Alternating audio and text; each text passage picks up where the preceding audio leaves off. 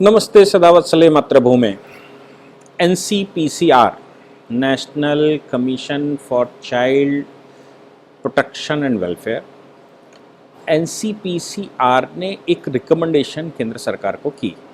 वो recommendation NCPCR की मुझे लगता है कि इतनी इम्पॉर्टेंट है और बहुत ज़्यादा बड़ी भूमिका माइनॉरिटी इंस्टीट्यूशंस को लेकर उन्होंने बहुत सारी रिकमेंडेशन की हैं और बहुत सारी शिकायतें की हैं।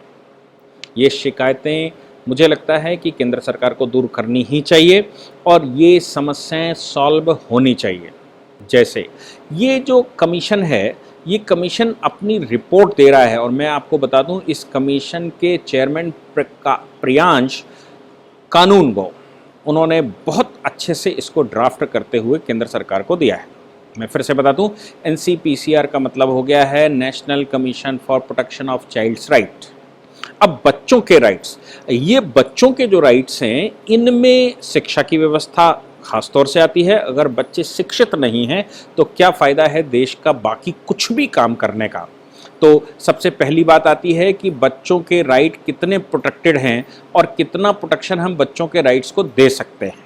इस बात को ध्यान में रखते हुए NCPCR ने अपनी एक स्टडी रिपोर्ट दी। इस स्टडी रिपोर्ट में उन्होंने कहा कि देखिए, भारतवर्ष में लगभग 13,000 ऐसे स्कूल्स हैं जो क्रिश्चियन मिशनरीज के द्वारा चलाए जाते हैं। वो 2,500 करोड़ रुपया सिर्फ इस बात का बचाते हैं क्योंकि कॉन्स्टिट्यूशन में 2012 में एक संशोधन ले आया गया और माइनॉरिटी इंस्टीट्यूशंस को आर्टिकल 21 कैपिटल ए या आर्टिकल 15 जो लिखा हुआ है उससे एग्जेम्प्ट कर दिया गया। आर्टिकल 21 कैपिटल ए आपको याद होगा कि वाजपेयी सरकार लेकर आई थी और वाजपेयी सरकार ने आर्टिकल 21 कैपिटल ए के तहत फंडामेंटल राइट बनाया था। Right to education is a fundamental right.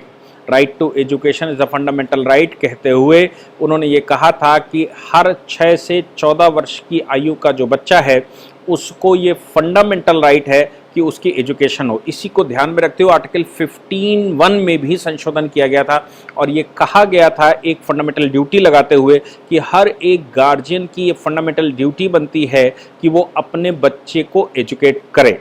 हालांकि फंडामेंटल ड्यूटीज़ किसी भी तरह से बाइंडिंग नहीं होती, लेकिन फंडामेंटल राइट तो हर बच्चे का है। जिस बच्चे ने जन्म लिया है, 6 वर्ष से 14 वर्ष की आयु का बच्चा है, उसका ये फंडामेंटल राइट है कि वो एजुकेशन ले।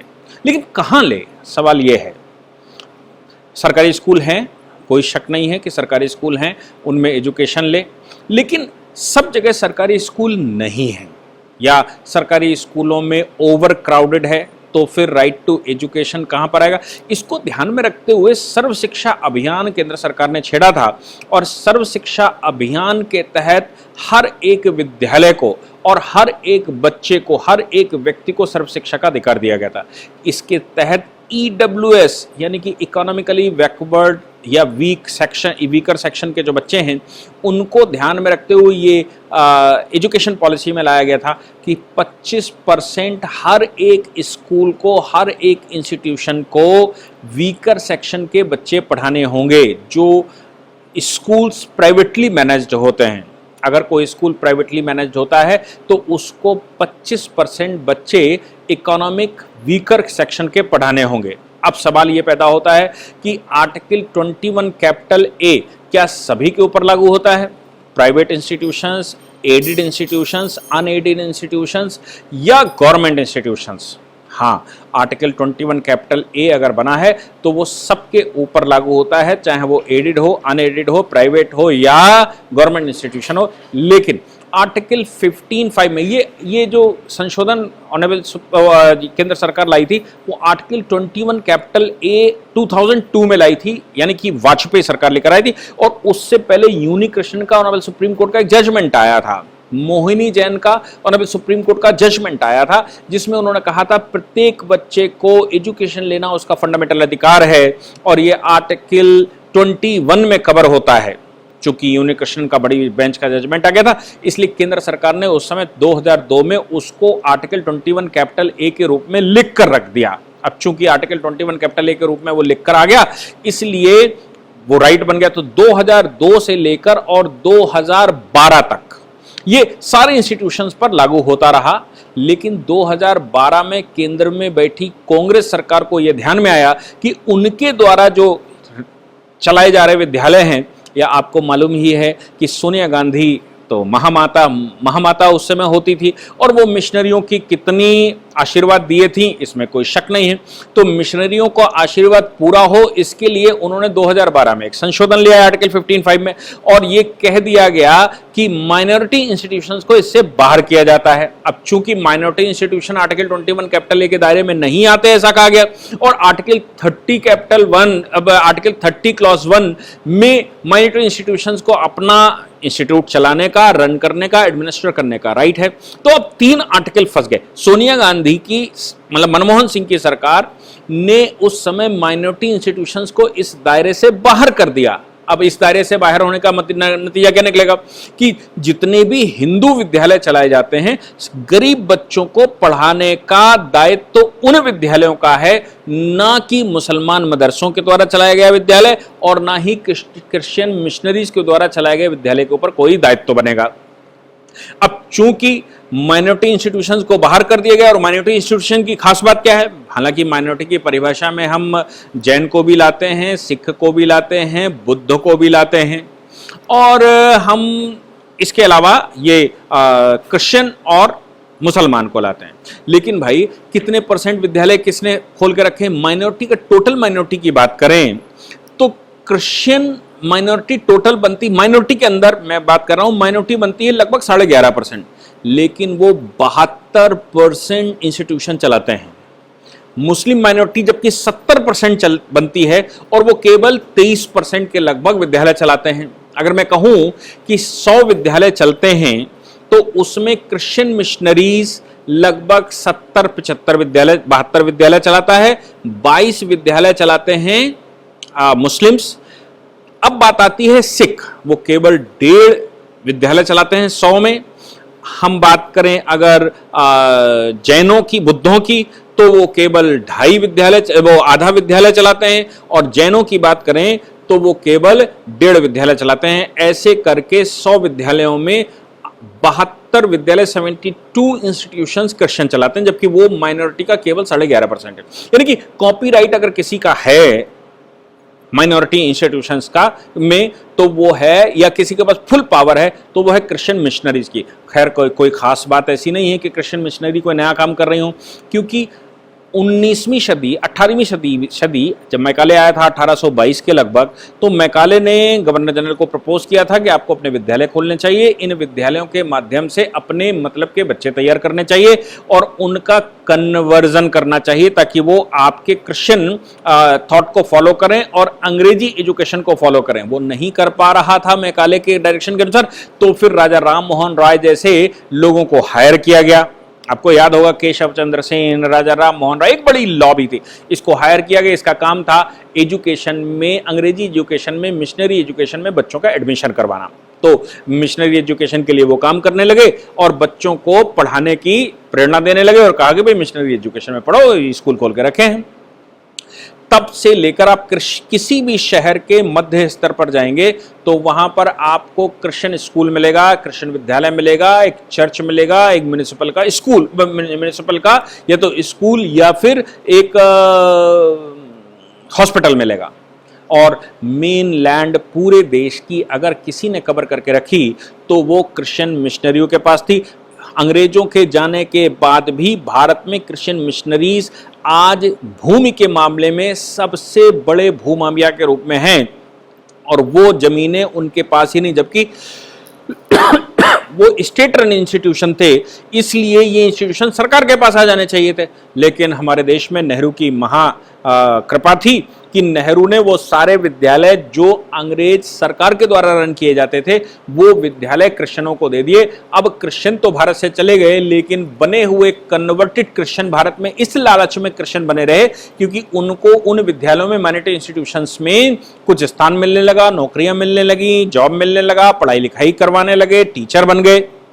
इसलिए वो कन्वर्टेड वहां पर है और इन मिशनरियों ने कन्वर्जन का कार्य अपना चालू रखा। लगातार आज भी ये मिशनरियों के स्कूल चालू रखे हुए हैं। यहां तक कि इन मिशनरियों का जो खेल आया, वो आपको याद होगा, मैंने कनाडा को लेकर एक पूरा लेक्चर रिकॉर्ड किया था, बल्कि 2 लेक्चर रिकॉर्ड किए थे।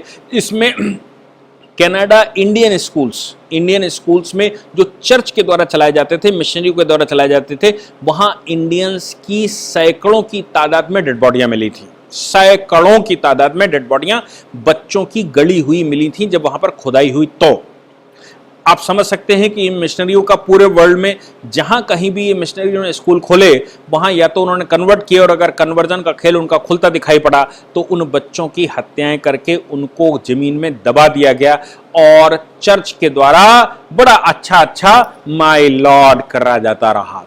ये सब चलता रहा। अब सवाल ये आता है कि यहां पर एनसीपीसीआर ने जो रिपोर्ट की, जिनको मैं प्रियांक कानूनगो कह रहा हूं, कानूनगो ने जो रिपोर्ट की है, उस रिपोर्ट में उन्होंने कहा कि भैया इस पर आर्टिकल 15(4) का लागू, आर्टिकल 21 कैपिटल ए का लागू न होना, ये देश की एक क्षति है। और लगभग ये मिशनरियों के स्कूल 2,500 करोड़ रुपया, मतलब थोड़ा बहुत नहीं, साल में लगभग 2,500 करोड़ रुपया ये मिशनरियों के स्कूल बचा कर ले जाते हैं, सिर्फ इस वजह से कि वो एग्जेम्प्टेड हैं।